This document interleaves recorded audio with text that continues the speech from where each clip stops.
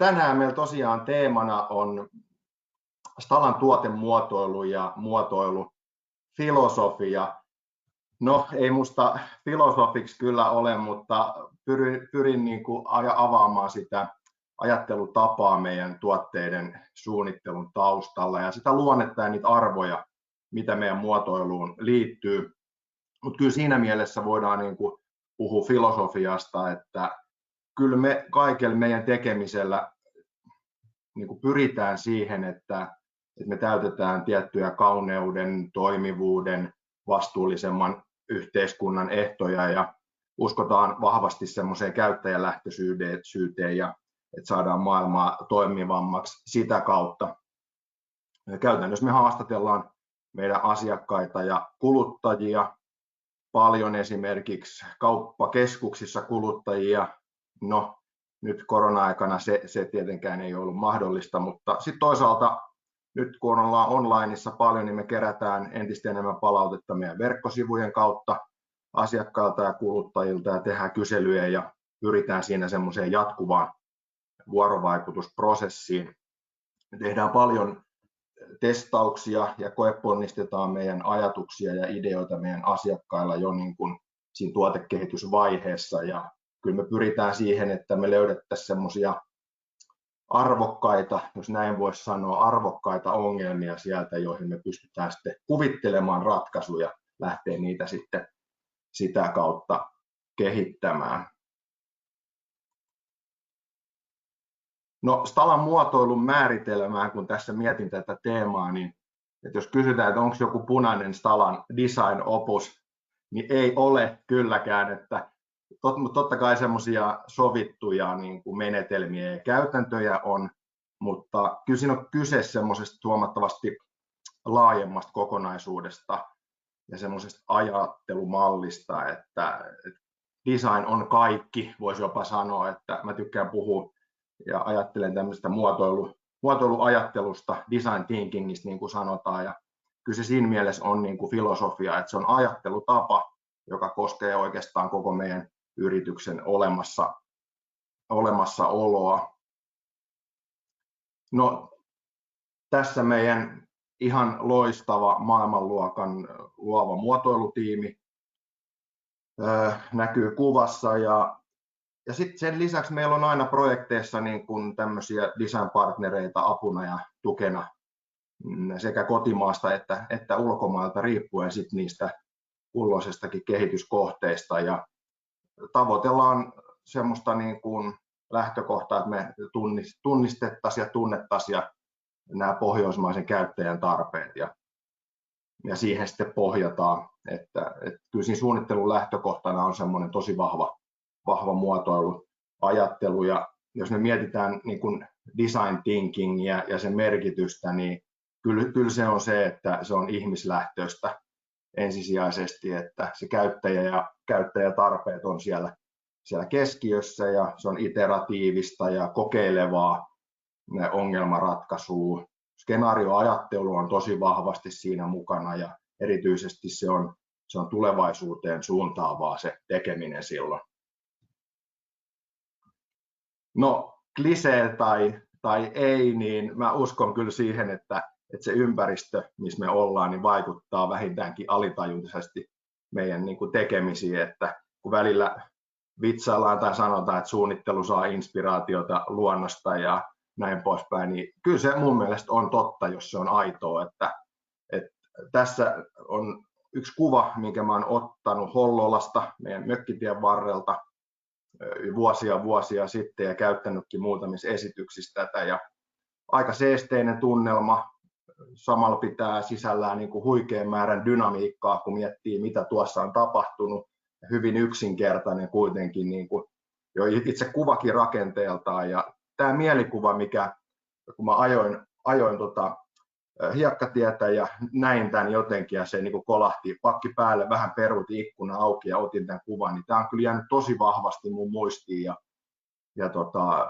vaikuttaa kyllä aivan varmasti niin kuin sitä kautta.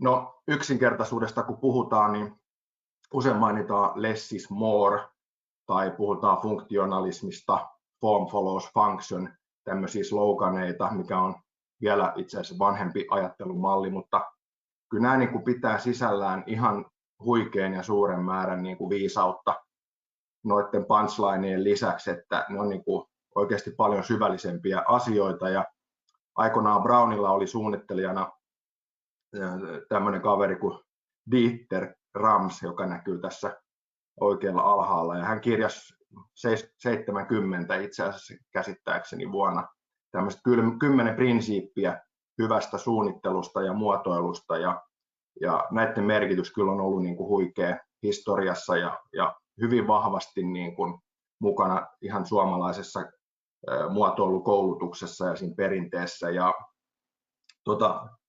huikeata listaa, kun tuossa katsoo, niin viime aikoina esimerkiksi tämä ympäristön aito huomioiminen suunnittelussa niin on noussut entistä enemmän ohjaavaksi tekijäksi, ja se on jo tuossa mainittu. No, tässä on nyt keskellä esimerkki. Tässä on Dieter Ramsin muotoilusta tosiaan, ja tuosta 50-60-luvun vaihteesta Brown SK61, tämmöinen yhdistelmäsoiti, joka on keskellä tässä kuvassa, ja mulla itsellä on kunnia omistaa tämä tuote, ja tämä kyllä niin kuin mullisti tuotemuotoilun, ja ihan niin kuin erinomainen esimerkki siitä, että sillä on niin kuin suuri rooli ollut pohjoismaisen muotoilun kehittymisessä ja liittyen niin kuin valmistusmenetelmiin, materiaalikäyttöön, platformien hyödyntämiseen, käytettävyyteen, estetiikkaan, ihan niin kuin kaikkeen. Ja tätä kun katsoo, niin voi nähdä kyllä, ja on tunnistettukin, ja Jonathan Ive on tunnustanutkin, että niin kuin vahvoja vaikutteita muun muassa Applen muotoilussa, niin kuin tiedetään, että kyllä se muotoilu sille on huikea juttu, että kyllä se niin kuin voi muuttaa jopa kulttuuria, ja tämä vaan nyt on yksi kulma tietenkin tähän niin kuin huikean laajan aiheeseen. Ja vaikutteet kyllä niin kuin tuostakin pohjasta niin on edelleen niin kuin heijastuu tosi vahvasti suomalaiseen ja myöskin Stalan muotoilun niin kuin kulmakiviin ja juuriin, mitä on tähän kirjoittanut. Ja jos tuota listaa katsoo, niin erityisesti tämä vastuullisuuden merkitys on kasvanut. Eli kun me puhutaan vastuullisuudesta tuotekehityksestä, niin voisi sanoa 2 asiaa, että se on ekotehokkuus, eli kaikki materiaalivalinnat, valmistusmenetelmät, logistiikka, käyttö, kierrätys, ja sitten toisaalta sosiaalinen vastuu, mikä on sitten niin kuin sitä puolta, että ne tuotteet on turvallisia valmistaa, ne on turvallisia kuljettaa, ne on turvallisia asentaa, avata pakkaukset, käyttää ja turvallisia kierrättää, ne on purettavissa ja näin poispäin tarpeen mukaan, että kyllä ne näkyy vahvasti siinä. No, sitten jos katsotaan meidän päätuotteita eli keittiön allastuotteita, niin ne on tosiaan pohjoismaisiin olosuhteisiin ja tarpeisiin suunniteltu. Isona tavoitteena siellä on, että ne olisi tarpeellisia, mikä on aika hyvä lähtökohta. Ne on helppokäyttöisiä ja turvallisia, ja pyritään niin kuin ratkaisemaan ongelmia ja tuottaa niitä hyötyjä sille käyttäjälle sitten sen toiminnallisuuden kautta. Eli kyllä me nähdään, että tuotteet on toiminnallisia. No sitten laadusta kun puhutaan, niin kyllä laatuajattelu meillä tarkoittaa sen teknisen tuotelaadun lisäksi, mitä niin kuin helposti ajatellaan, että se on joku mitattava suure, joku reunasuoruus tai pinnan tasalaatuisuus tai näin poispäin. Niin se on myöskin sitä toiminnan laatua ja sitä laadukasta käyttökokemusta siellä arjessa, kun sitä tuotetta sitten joku käyttää. Eli voisi kyllä sanoa, että se lähtökohta on ihan supervahvasti se ihminen kaikessa kauneudessaan.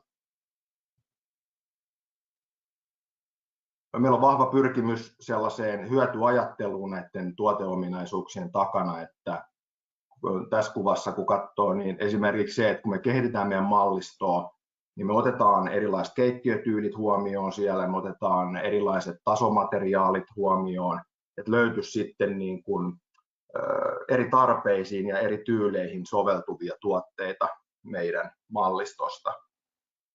Ja sitten toisaalta arjesta pyritään löytämään sellaisia ongelmia, joita me voitaisiin tuotemuotoilun avulla ratkaista. Eli lähtökohta voi olla se arjen käytettävyys ja käyttökokemus, että se ottaa sen huomioon. No sitten esimerkiksi semmoinen pikkuinen detalji, että rätti ei jäisi kiinni siihen altaan reunaan, kun se on asennettu tasoon, niin tämäkin voi olla meille todella tärkeää ja saatetaan tehdä hyvinkin paljon töitä joskus projekteissa tämmöisen pienen asian eteen. Toisaalta tuotekehityksen lähtökohta voi olla hyvin tekninen, eli tuotteen asennuksen ja asentajan huomioiva, kuten tässä kuvassa on pesupöydän alustarakenne, joka ei varsinaisesti näy millään tavalla siellä arjessa sille kuluttajalle, mutta tämä on niin kuin merkityksellistä sille asentajalle siinä asennusvaiheessa, eli se käyttäjälähtöisyys on paljon muutakin kuin se loppukäyttäjä. Siinä ajatellaan monia muitakin käyttäjiä sen tuotteen elinkaaren varrella. Joskus ihan helppo käyttöisyys tuotteessa on isossa osassa sitä kehitystyötä. No sitten vähän tämmöistä prosessikuvausta, eli konseptointi itsessään meillä muotoilumenetelmänä on äärimmäisen supertärkeää. Ja meillä on semmoinen perus suppilomainen iteratiivinen prosessi, luova prosessi. Joskus voi vaikuttaa aika kaoottiselta, mutta kun katsoo nuolisotaa tuossa, miten ajatukset yhdistyy ja kimpoilee ja palailee, mutta pääpiirteissään se kyllä niin kuin tiettyä kaavaa noudattaa. Ja konseptointia tehdään eri tasoilla. Aina ei ole ihan selvää tietenkään, että teen juuri tätä, mutta se voi olla tämmöistä strategista, mikä tähtää sinne johonkin 2-5 vuoden päähän, niin kuin nämä skenaariot. Sitten se voi olla määrittelevää konseptointia, joka tähtää jo itse asiassa tuotantoon 1-2 vuoden päähän, voisi ajatella näin. Sitten on kehittävää konseptointia, joka on sitten enemmän konkreettisia hahmotelmia siitä sinne suunnittelun alkuvaiheeseen, ja sitten on itse tuotekehitys tai kehitysprojektit, jossa sitten tehdään tietenkin konseptointia. Ja meidän käyttäjälähtöinen tuotekehitys- ja projektimalli pohjautuu tämmöisen kaverin Robert Cooperin State-Gate-mallin, joka sitten on sovellettu meille, että tämän tyyppisesti me rytmitetään meidän kehitysprojekteja. Välillä ne seuraa vähän tarkemmin ja välillä vähän löyhemmin tätä, mutta toimii semmoisena perusrunkona ja prosessimallina, että asioilla on aina alku ja loppu, ja siinä on tietyt vaiheet, mitä siihen kuuluu. Eli siinä mielessä niin kuin kurinalainen prosessi, vaikka on hyvin luova ja välillä kaoottinen siellä sisällä. No, lähtötiedoista kun puhutaan, niin kyllä tämmöinen havainnointi on usein meillä käytössä oleva muotoilumenetelmä. Me tutkitaan käyttötottumuksia, ominaisuuksien semanttisuutta, jos joku sihtii, miten käyttäjä kokee, että miten sitä tulisi käyttää, ja käytön helppoutta tutkitaan. Tässä on esimerkki kuvat yhdestä meidän projektista, missä me tutkittiin kotikeittiöitä ja ammattikeittiöitä tai havainnoitiin, että miten siellä leikataan ja käytetään leikkuulautaa. Ja tässä on muutama kuva sitten siitä. Trendien kartoittaminen. Jaa, nyt täällä tapahtui pieni häikkä. No niin, nyt varmaan tuli trendien kartoittaminen. Nyt katsotaan. Trendikartoituksista piti sanoa, jos se nyt pysyy siinä hetken paikallaan. Tämä on osa meidän muotoilumenetelmiä ja meidän muotoilutekemistä, että me ollaan kehitetty erilaisia työkaluja, joilla me pyritään hahmottaa sitä informaatiotulvaa, joka meille kaikilla nyt tänä päivänä tulee, ja löytää sieltä semmoisia relevantteja muuttujia, ettei me nyt muututtaisi ihan tuommoisiksi postit-henkilöiksi. Ja oleellinen kysymys tietenkin, että miksi ihmeessä me tämmöistä tehdään, niin kyllä meidän tavoite on pysyä ajassa, kehittää sitä osaamista, havaita niitä muutoksia riittävän ajoissa, ja sitä tehdään sen takia, että me luotaisiin ja kehitettäisiin niin kuin suomalaista kilpailukykyä, mikä on tietenkin erittäin tärkeää. No, sitten pitää mainita, meidän tuotteilla on avainlippu ja Design from Finland-merkkejä, mikä kertoo meidän osaamisesta, huippuosaamisesta, ja tietenkin suunnittelun taustalla on, ja sen tekemisen pohjalla on nämä sertifioinnit näihin laatu- ja ympäristöjärjestelmiin. Jos tulevaisuuden tavoitteet ja suuntaviivoja suunnittelulle miettii, niin ja meidän muotoilulle, niin kyllä nämä strategisesti meidän tärkeät vastuullisuuden kivijalat, hyvinvoinnin edistäminen, tehokas resurssien käyttö, hiilijalanjäljen pienentäminen ja vastuullinen yritystoiminta on ne, ja erityisesti se ekotehokkuus ja sosiaalinen vastuu on niin kuin erittäin tärkeässä roolissa jatkossa. No ihan loppuun pakko mainita sitten tämmöinen ihan uunituore juttu viime viikolta, että Stalatex, tämä kuvioitu ruostumaton teräs, on voittanut tämmöisen Green Good Design-palkinnon 2021, johon tuli osallistujia 28 eri maasta, ja tällä viikolla tullaan tästä tosiaan tiedottamaan lisää. Tämä on 50 vuonna perustettu, mielenkiintoinen tausta. Siellä on suomalais-amerikkalainen arkkitehti Eero Saarinen ja sitten Charles ja Ray Eames ollut perustamassa tätä, ja tämä on kunnia, että voitettiin tämmöinen. No, tässä kohtaa aika juoksee, niin mä haluan kiittää oikein paljon, että olette jaksaneet keskittyä. Kiitos.